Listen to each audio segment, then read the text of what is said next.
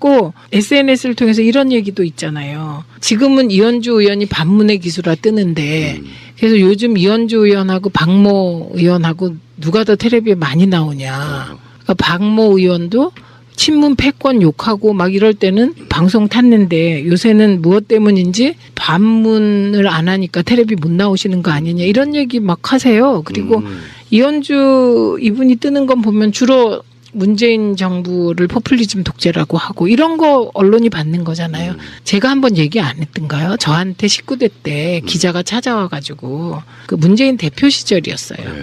그때 문재인 대표 한 번만 비판해달라고. 왜? 그때 막 흔들릴 때 한 네. 번만 비판해 주시면 이거 대서특필 할 수 있다. 제가 하면 최민희가 하면. 어떤 계열인지 몰랐나 보네요. 아니요. 알고. 언론에 나오고 싶으면 그렇게 하라는 취지죠. 이 또라이예요, 뭐예요? 저는 이런 걸 여러 장면 겪었어요. 여러분이 제가 이제 여기서 이렇게 제가 표현하긴 그렇지만 올곧게 한 길로 친노 친문의 길로 오는 게 그냥 있는 거 아니고요. 그래서 저보고 문재인 대표 한 번만 비판하면 일면 탑이다 이런 기자도 있었고요. 그때 언론 흐름이 그랬다는 거네. 그렇죠. 그러니까 문재인 대표 욕하면 일면 탑 방송 쫙 이렇게 되는 거예요. 미친놈들이네요. 아니, 그래서 저한테 그랬어요. 그럴 정도로 정치인은 언론에 나가고 싶어 한다고 생각하죠. 그랬고요. 그 다음에 2003년에는 제가 민원연 사무총장 시절일 때 동아일보 기자가 민원연 사무실에 죽을 치고 앉아 있었어요. 왜요? 정현주 KBS 사장 욕하는 칼럼 하나 써달라고. 미쳤구나. 그러면 이제 그게 일종의 딜이 되면서 언론에 나갈 수 있는 길이 되는데 저는 뭐 그런 웃기는 얼토당토하는 유혹들이 많이 있었죠. 그런 분위기라는 거예요. 그러니까 그게 이 친노 친문을 그렇게 보수 언론이나 기득권이 싫어하는 건 이유가 딱 하나죠. 우리가 믿고 가는 건 깨어있는 시민의 조직된 힘입니다. 네, 어떤 순간에도 기준이 그겁니다. 약 한 2, 3분 동안 그 사람 이름을 한 번도 안 꺼냈는데 제대로 디스가 되는 정말 훌륭한 역사적으로 남을 멘트 하신 거예요. 들으니까 이현주 이렇게 되는 거네. 재밌네. 홍익표 의원의 이 발언은 댓글을 보니까 이렇게 쓰여 있더라고요. 이현주를 매기는 최고의 신의 한 수. 사실은 이현주 개인의 성향은 50%, 나머지는 당 분위기 50%가 좌우하는 게 아닌가 싶어요. 더불어민주당이 있었다면 이런 발언 못하죠. 제가 팟캐스트 때 이현주 저격수로서 이현주 이 사람은 전 제명시켜도 무방할 정도의 어마어마한 죄를 저질렀다고 봐요. 그럼요. 이거는 있을 수 없는 발언이잖아요. 예, 어떤 이분의 그 얘기 중에 디스 당한 그룹이 어딘가 한번 보세요. 조리사분들, 영양사분들, 그다음에 간호조무사분들, 심지어 동네 아줌마들, 최민희, 남양주 아줌마. 제가 그래서 페북에 아줌마들이 아줌마들 단결로 국회를 바꾸자 이런 페북을 올렸다니까요. 아줌마 화났다 이런. 그럼 아줌마는 절반이잖아요. 지금 무슨 일을 지금 저지른 건지 본인이 모르는 것 같아요. 지금. 그래서 쉴드가 이제 뭐 죄송하긴 하긴 했는데 쉴드가 사적 대화를 몰래 녹으면서 기사화하는 건 유감이다 하는데요. 정치인한테 사적 대화가 어디 있습니까? 없어요. 그리고요 기자하고 통화한 거잖아요. 그러니까 언론에 날라고. 기자가 해당 정치인에게 이러이러한 현안에 대해서 어떻게 생각하십니까? 라고 묻는 건 녹취가 나가지 않더라도 이현주는 언론에 대고 한 이야기랑 다를 게 하나도 없는 상태거든요. 이건 그렇죠? 쉴드라고 할 수가 없는 거예요. 네, 그러니까 정치인은 이런 말이 있습니다. 부고 자기 죽었다만 아니면 어떻게든 방송을 타야 된다. 그래서 결국은 선거에 나가면 인지도 싸움이다 이런 얘기가 있어요. 그러니까 지금 이 이현주 의원이 이렇게 막 언론에서 욕 먹잖아요. 주로 90%가 욕이지만 나중에 욕은 다 없어지고 이현주라는 이름만 기억된다는 거예요. 근데 이제 이거는 깨어있는 시민들이 조직되어 있지 않을 때 얘기긴 해요. 예, 저는 그 깨어있는 시민들이 조직되길 바랍니다. 그 광명에서. 예. 그런데 그거를 정확하게 이용해서 뜬 분들이 많이 계세요. 머릿속에 지금 떠올려 보세요. 맞습니다. 예, 노무현 대통령 시절 참여정부에 노무현 대통령 흔들어서 뜬 분들 머릿속에 한번 그려보세요. 그리고 문재인 우리 대통령께서 정치에 입문한 이후 지난 5년 동안 문재인 흔들기로 뜬 분들 또 때로 문재인 흔들다가 친문으로 돌아서서 뜨는 분들 한번 쭉 머릿속에 그려보세요.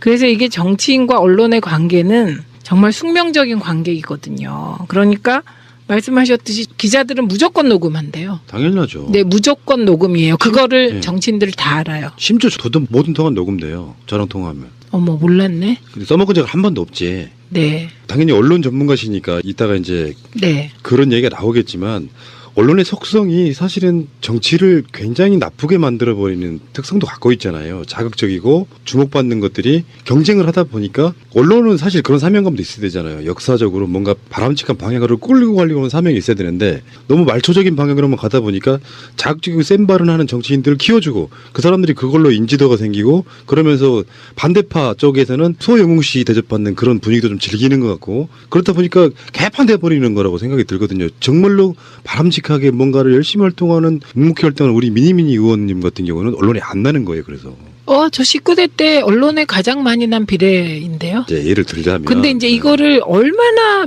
일을 많이 했으면 저를 안 다뤄주고 싶었는데 그러겠어요. 이번에요. 우리 그 지역에서 어떤 분이 통신비 인하와 관련하여 사진을 분석했더니 언론들이 의도적으로 제가 나오는 사진은 저를 잘랐다는군요. 그러면서 진짜 그 지역 위원장님은 언론 기피 인물이신가 봐요. 그래요. 그래서 내가 네 그랬죠. 네. 기존의 언론과 등지고 정치하기는 좀 사실상 힘든 부분이 있죠. 그래도 푸나님이 계시잖아요. 그럼요. 사실 웬만한 뭐 매체들보다 저희들이 훨씬 듣는 독자 수가 훨씬 많거든요. 그럼요. 네. 그러니까 이제 최민희의 존재감은 이게 이렇게 이제 우리 아이들이 지켜주는 그 존재감으로 이렇게 가고 있는데 말이 좀 이상하긴 하는데 이혼주 의원이 지금 일종의 전 노이즈 마케팅이라고 봐요. 원했건 원하지 않았건 그러면서 네. 계속 존재감 과시하고 있고 뭐 일설에는 이제 국민의당 당대표 선거에 나가려고 저런다 뭐 등등의 여러 가지 이야기가 있고 그런 과정 속에 국민의당은 정말 국민들로부터 점점 멀어지고 있고 네. 그래서 제가 뭐 레벨은 좀 안 맞습니다만 제가 하나 가져온 게 이제 강현재 씨라고 아시죠? 제가 그분을 어떻게 모르겠어요. 지난 대선 때 저하고 정말 진검승부? 어쨌든 뭐 있습니까? 없어요. 그리고요 기자하고 통화한 거잖아요. 그러니까 언론에 날라고. 기자가 해당 정치인에게 이러이러한 현안에 대해서 어떻게 생각하십니까라고 묻는 건 녹취가 나가지 않더라도 이현주는 언론에 대고 한 이야기랑 다를 게 하나도 없는 상태거든요. 이건 그쵸? 신뢰라고 할 수가 없는 거예요. 네, 그러니까 정치인은 이런 말이 있습니다. 부고 자기 죽었다만 아니면 어떻게든 방송을 타야 된다. 그래서 결국은 선거에 나가면 인지도 싸움이다 이런 얘기가 있어요. 그러니까 지금 이 이현주 의원이 이렇게 막 언론에서 욕 먹잖아요. 주로 90%가 욕이지만 나중에 욕은 다 없어지고 이현주라는 이름만 기억된다는 거예요. 근데 이제 이거는 깨어있는 시민들이 조직되어 있지 않을 때 얘기긴 해요. 예, 저는 그 깨어있는 시민들이 조직되길 바랍니다. 그 광명에서. 예. 그런데 그거를 정확하게 이용해서 뜬 분들이 많이 계세요. 머릿속에 지금 떠올려 보세요. 맞습니다. 예, 노무현 대통령 시절 참여정부에 노무현 대통령 흔들어서 뜬 분들 머릿속에 한번 그려보세요.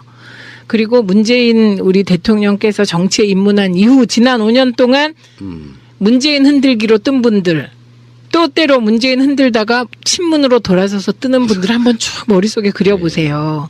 그래서 이게 정치인과 언론의 관계는 정말 숙명적인 관계이거든요. 그러니까 말씀하셨듯이 기자들은 무조건 녹음한대요. 당연하죠. 네, 무조건 녹음이에요. 그거를 네. 정치인들 다 알아요. 심지어 저도 모든 통화 녹음돼요. 저랑 통화하면. 어머, 몰랐네. 근데 써먹은 적은 한 번도 없지. 네, 당연히 언론 전문가시니까 이따가 이제 네, 그런 얘기가 나오겠지만 언론의 속성이 사실은 정치를 굉장히 나쁘게 만들어버리는 특성도 갖고 있잖아요. 자극적이고 주목받는 것들이 경쟁을 하다 보니까 언론은 사실 그런 사명감도 있어야 되잖아요. 역사적으로 뭔가 바람직한 방향으로 끌고 가려고 하는 사명이 있어야 되는데 너무 말초적인 방향으로만 가다 보니까 자극적이고 센 발언 하는 정치인들을 키워주고 그 사람들이 그걸로 인지도가 생기고 그러면서 반대파 쪽에서는 소영웅 씨 대접받는 그런 분위기도 좀 즐기는 것 같고 그렇다 보니까 개판돼버리는 거라고 생각이 들거든요. 정말로 바람직하게 뭔가를 열심히 활동하는 묵묵히 활동하는 우리 미니미니 의원님 같은 경우는 언론에 안 나는 거예요. 그래서 역사적으로 남을 멘트 하신 거예요.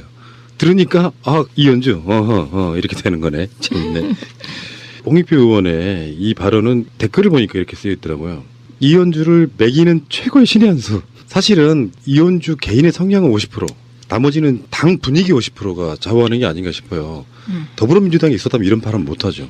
제가 밖에 있을 때 이현주 저격수로서 이현주 이 사람은 전 제명시켜도 무방할 정도의 어마어마한 죄를 저질렀다고 봐요. 그럼요. 이거는 있을 수 없는 발언이잖아요. 예, 어떤 이분의 그 얘기 중에 디스당한 그룹이 어딘가 한번 보세요. 조리사분들, 영양사분들, 그다음에 간호조무사분들, 심지어 동네 아줌마들, 최민희, 남양주 아줌마, 제가 그래서 페북에 아줌마들이 아줌마들 단결로 국회를 바꾸자 이런 페북을 올렸다니까요. 아줌마 화났다 이런. 그럼 아줌마는 절반이잖아요. 지금 무슨 일을 지금 저지른 건지 본인이 모르는 것 그런 같아요. 지금. 그래서 쉴드가 이제 뭐 죄송하긴 하긴 했는데 쉴드가 사적 대화를 몰래 녹으면서 기사화하는 건 유감이다 하는데요. 정치인한테 사적 대화가 있는 게 그냥 있는 거 아니고요. 그래서 저보고 문재인 대표 한 번만 비판하면 일면 탑이다 이런 기자도 있었고요. 그때 언론 흐름이 그랬다는 거네. 그렇죠. 그러니까 문재인 대표 욕하면 일면 탑, 방송 쫙 이렇게 되는 거예요. 미친놈들이네요. 아니, 그리고 저한테 그랬어요. 그럴 정도로 정치인은 언론에 나가고 싶어 한다고 생각하죠.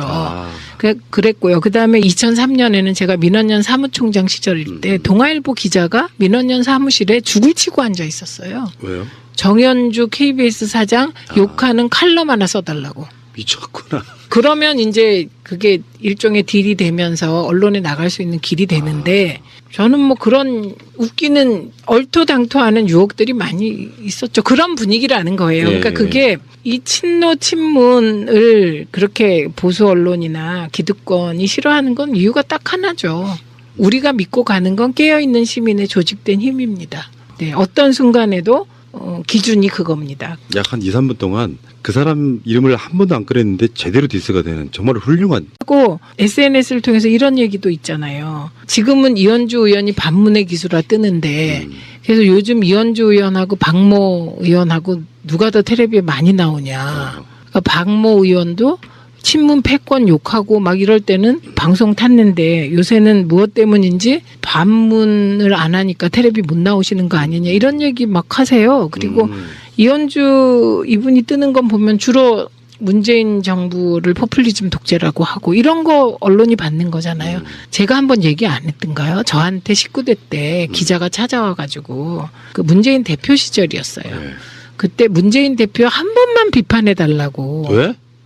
그때 막 흔들릴 때 한 번만 비판해 주시면 이거 대서특필 할 수 있다. 제가 하면 최민희가 하면 어떤 계열인지 몰랐나 보네요. 아니요. 알고 언론에 나오고 싶으면 그렇게 하라는 취지죠. 이 또라이예요, 뭐예요? 저는 이런 걸 여러 장면 겪었어요. 여러분이 제가 이제 여기서 이렇게 제가 표현하긴 그렇지만 올곧게 한 길로 친노 친문의 길로 온